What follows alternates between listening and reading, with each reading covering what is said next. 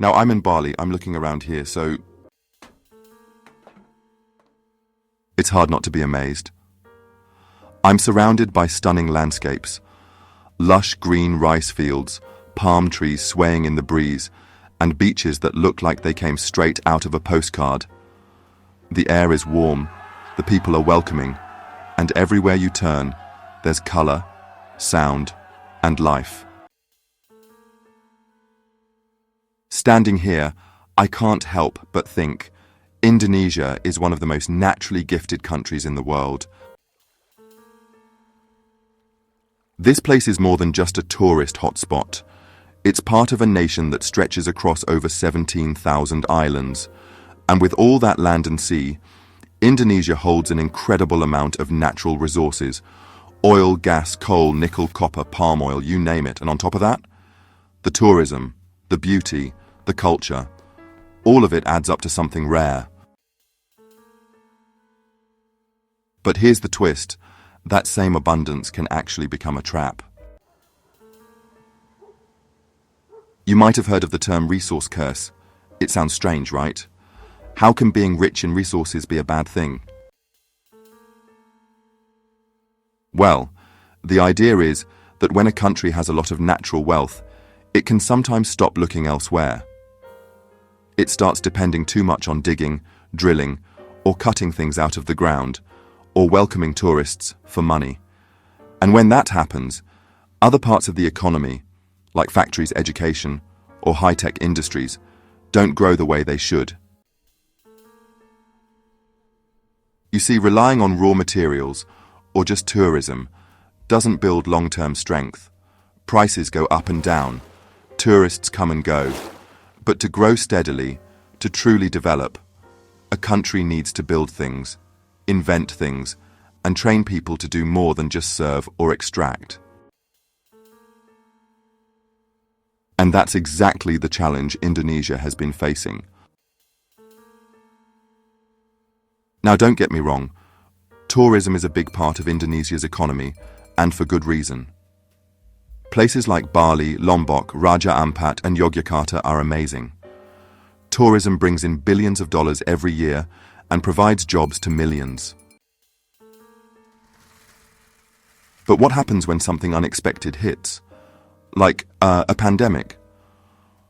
COVID-19 showed us just how risky it is to lean too much on tourism. When borders closed and flights stopped, tourists disappeared almost overnight. Hotels, restaurants, tour guides, drivers, all were hit hard. Whole towns saw their incomes vanish. It was a wake-up call.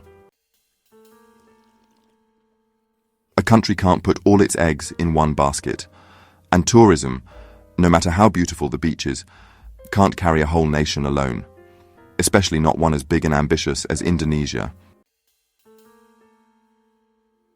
Now here's the good news. Indonesia isn't standing still. In the last few years, there's been a real push to build something new, a more modern, tech-driven economy.